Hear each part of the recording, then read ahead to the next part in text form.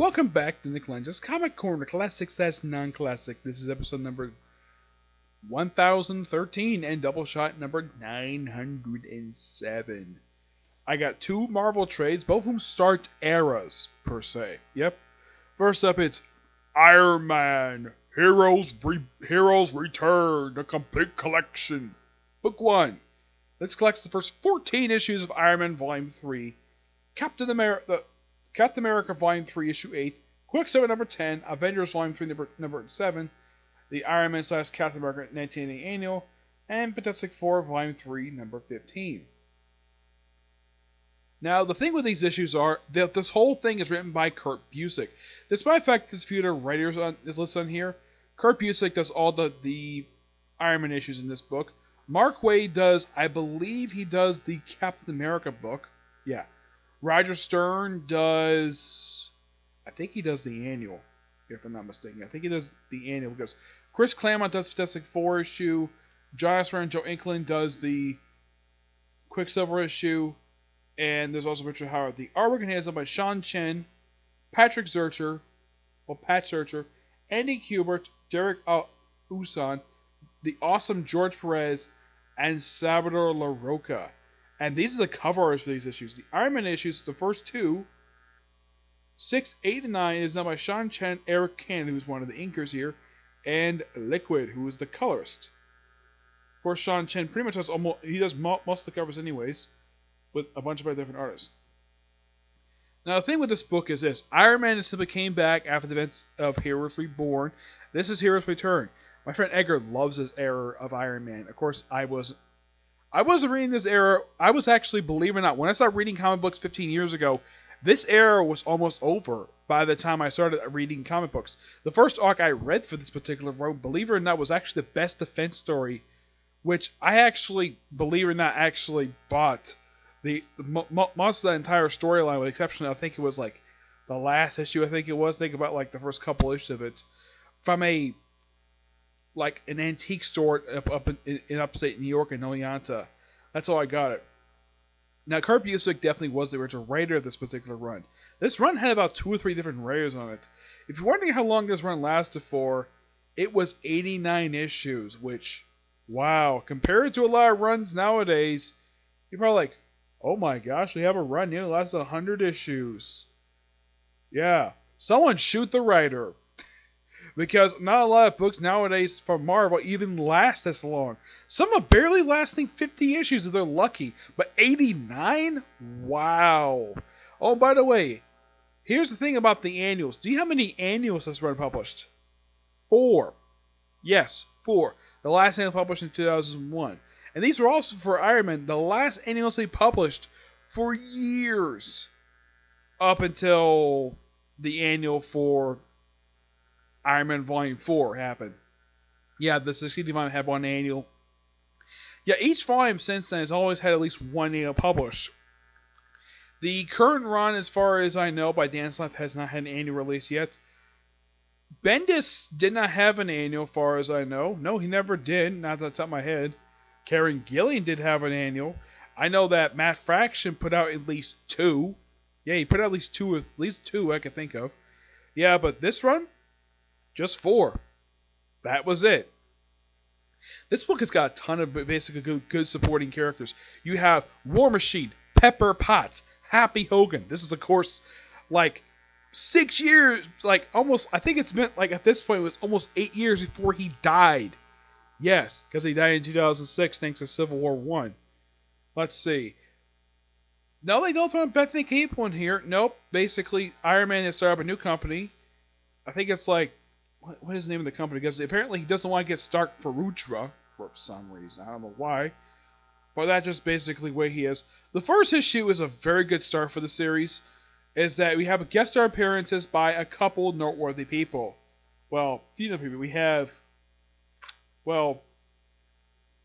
J. Jonah Jameson who shows up in here, along with a recurring character from the Daredevil comics, Rosalind Sharp, who, believe it or not, has not appeared since, this is actually before the relaunch of Daredevil in 1998, because if anybody's, if you're curious to, who the heck is Rosalind Sharp?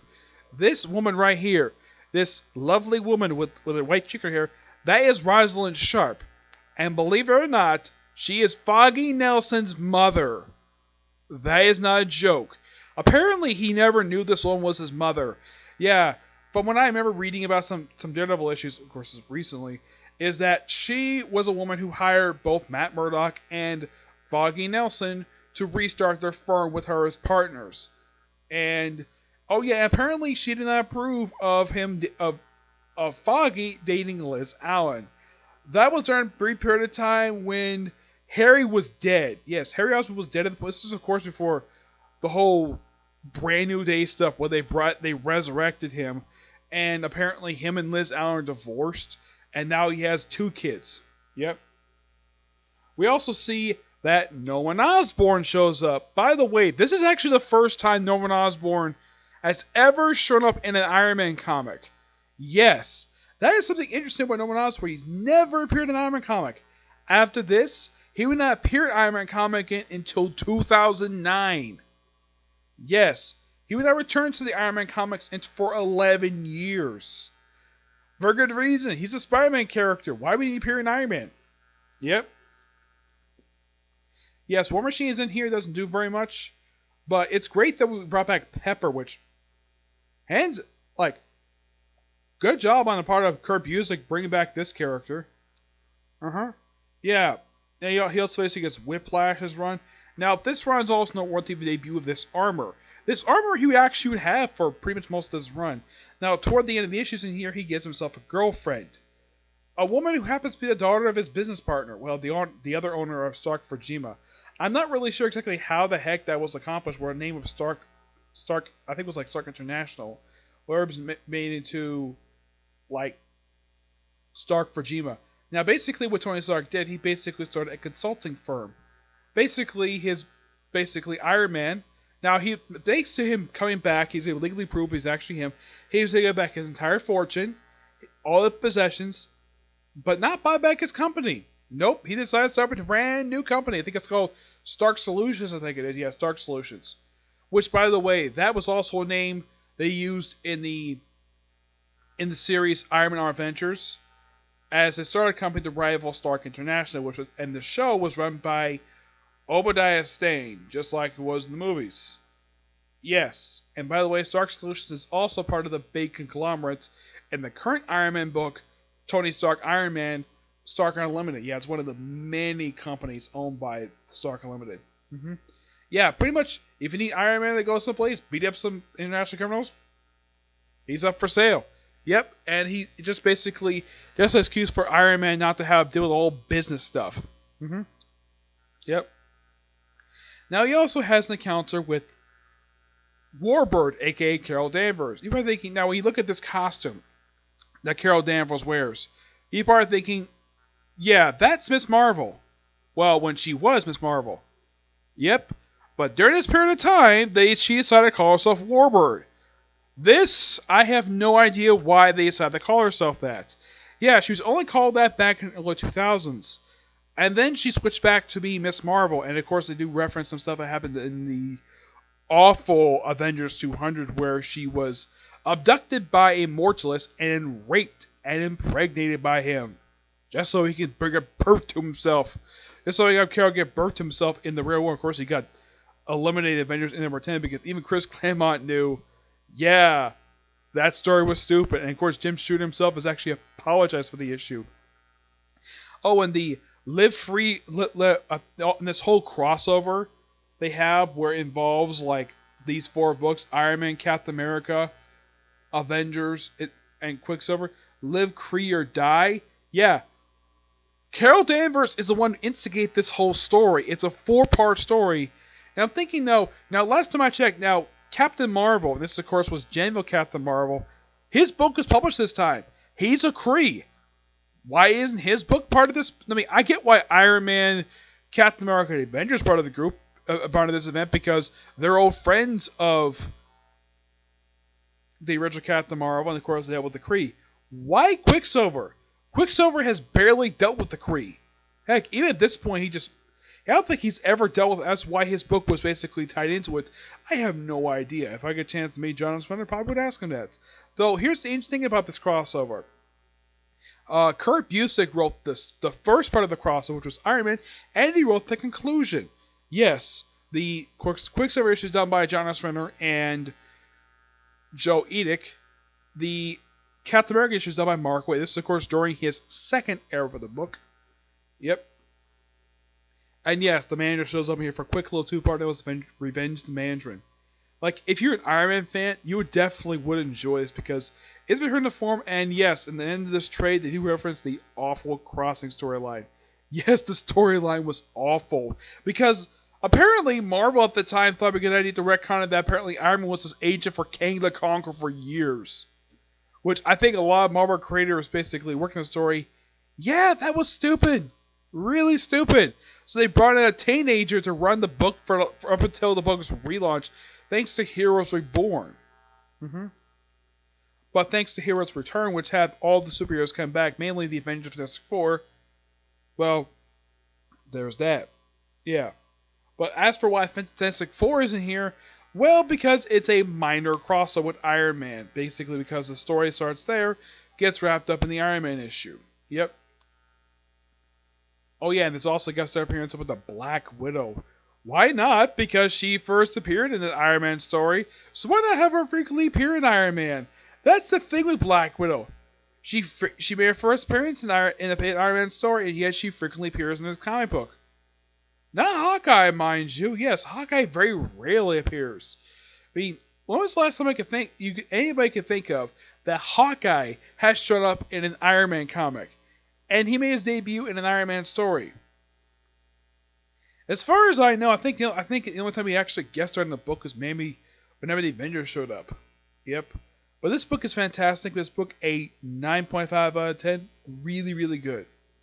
Also, during the period of time for Fantastic Four, when the book came out, the Fantastic Four were not headquartered of the... Now, their previous headquarters prior to Heroes Reborn was the Four Freedoms Plaza. When they came back from it, they found out the Thunderbolts took over the building. And when they found that the superheroes were back, and plus they were out of as villains, they blew up the building. Yep. So the Fantastic Four was based out of a warehouse on New York docks for a few years until the building was destroyed by one of their enemies, Diablo, an alchemist. Yep, an alchemist. But that's a story for another time when it comes to Fantastic Four. Next up is start of another era. Though, yeah, this is basically some stuff I reviewed before, but this is all in one trade. Yeah, first three trades to collect this particular era of the X-Men. This is Uncanny X-Men Reloaded by Chris Claremont, Volume 1, The End of History. Yes, that was the name of the first trade to collect these issues. Now, unlike this era, I'm not sure how long Kurt Busiek runs for, but I know this era was like 89 issues. So, I'd say about 8 more trades for that one. This, of course, is the start of Chris Claremont's third era for the book. Now, a lot of people tend to forget he actually had another era before this one and after he ended his era for X-Men in 1991. He did briefly return to the title in the year 2000 as part of when the X-Men Volume 2 celebrated 100 issues. He also returned briefly to the X-Men title in an era which had okay storytelling, but really, really bad artwork. Like, oh my gosh, if you read these issues, they are so terrible. But not these issues. Oh yeah, these are a lot better. He's got better artists on here. He's got better direction. This is a combination of the first 3 trades that collect his era. End of History, On Ice, which is actually like World's End. That's actually in the story. As to why the trade is called World's End, I have no idea. Why it's called On Ice, I have no idea. Now, there are several different stories in here. Like the stuff with End of History, which also involves return to the character Psylocke, which Claremont himself killed off in the second issue of his Extreme X-Men series. Maybe he regretted killing her off, so that's the reason why he brought her back. Yeah, apparently from what I found out later, that in the universe it was explained that Jamie Broderick, her insane brother, resurrected her. Or at least was the cause for her resurrection. He later got killed off by Rooker Mender in the pages of King X-Force by Betsy Braddock herself. Issue now, there's aside from that, the only major noteworthy thing that happened in these issues is X-23 meeting the X-Men for the first time, and most especially Wolverine. This happened in issue 450. This is, of course, right after her comic debut in the series NYX, a miniseries where she was a prostitute and she was a mute. I have no idea why the heck the writers did that for, but they did. And she basically was wearing a different costume she's known for wearing. Yeah, her costume is simply put a feral costume that Wolverine wore once, back in the 80s. Yes, where she got her hands in this costume, I have no idea. Yep, let's see, what else? Oh yeah, she later becomes part of the X-Men, in a way. Basically, the whole point of her here is just to set up her time in the pages of New X-Men as a regular character in that book before that book was ended and relaunched as X-Force. Yep. Now, of course, the X-Men do get a reunion with Captain Britain and his wife Megan. This is, of course, years before they found out that they were, in fact, having a child. That was actually very recently. Now, the artwork in here is done by the awesome Alan Davis. Yeah, he is one damn good artist. Yeah, but he only does, believe it or not, these are the issues he does do. He does issues 444 to 447, 450, 451, the X-23 issues, and 455 to 459. 440, 449 is done by Oliver Capital. Andy Park does issues 452 to 454. There's also an issue of X-Men Volume 2 in here by Sabbath Roca, which is an issue that Chris Claremont did right. Yeah, the last issue he wrote for the series. And of course you have Tom Rudy writing issues 460, 461. If you're curious about those two issues, it's the return of Mojo! Yep, Mojo comes back for a couple issues, turns the X-Men to babies, and then Emma Frost sends himself someplace where he's supposedly never seen again, but he later returns for Dangerous Species. Here's kind of the strange thing on Mojo. After this two-parter, he never did anything major with the X-Books again until actually very recently. Yes, in the pages of X-Men Gold and Blue, in I think it was a 6-part known as Mojo World, which is about 3 issues of X-Men Blue and 3 issues of X-Men Gold, involved this character's major return because the character simply became a minor recurring character who popped up in X-Books, basically in cameos. He never did anything really major. We also returned of Spiral. Now, those of you curious though, who the heck created this guy and where did he first show up, and yet he's noteworthy being an X-Men villain? Well, he did not make his debut in an issue of X-Men or X-Men Volume 2. His first appearance was the first issue of the Longshot miniseries, along with Spiral and Longshot himself. Yep, that's where he showed up. He's a creation of Ann Nocenti, a writer who is kind of good for some stories, but the thing with her is, half the time her stories tend to be hit or miss for people. But this character is a really popular character, and a lot of people forget he's a creation of Ann Nocenti. But you at least got to appreciate the lineup that Claremont chose this book. Basically, he has Banshee, Sage. Yeah, she's a character who I think first popped up in the late 80s, I think it was. Storm, Bishop, who's actually not a creation of Chris Claremont. He's a creation of Scott Lobdell, though he's bald, though he gets his hair back. Rachel Gray, Wolverine, and frickin' Nightcrawler. Now, of these characters, the only character that's probably his only, is like roughly 2 characters he created in this cover, and that's Psylocke and Rachel Gray. Those 2 are his creations. Those who don't know, he did not create Nightcrawler and Storm. He did kind of write. He was the first one to write X-Men afterwards. Yeah, these 2 are creations, and along with Wolverine, creations of Lean Ween. Banshee is a creation of now the late Stan Lee and Jack Kirby. Yep. Now, the other thing about Banshee in here, this is not his normal look. It's not his classic costume he's not worthy wearing. Yeah, it's some random costume that had Chris Claremont have him wear. Storm, meanwhile, now this is a great look for her, and I like it. And of course, one thing I appreciate, though, about 460, 461, after the whole thing with the end of history thing happened with the whole Savage Land stuff, because Chris Claremont loved having the X-Men go to Savage Land. They pretty much had like a catch-up of basically what happened in other books, like Wolverine went rogue in the Enemy of State storyline, and the return of Colossus, which the X was so shocked about it. Yes, so it's implied this takes place after the first arc of Astonishing X-Men, but also during the events of Enemy of State, which Wolverine was going rogue. So I think it's implying that Enemy of State takes place between the events of The Gifted and Unstoppable. Well, yeah, that's my assumption anyways when they take place. But this is a good book. I do recommend it to people fans of X-Men and people fans of Chris Claremont. It's a fun book. It's a return to the style Chris Claremont was known for doing. Big epic stories. Yep. I give this book a 9.5 out of 10. Really good. Okay? So, that's it for this particular review. I probably have one more review coming today. Probably a review of the compilation for Attack on Titan. But aside from that, there's like no other videos planned for today. Yep. But until I see you next video. Bye.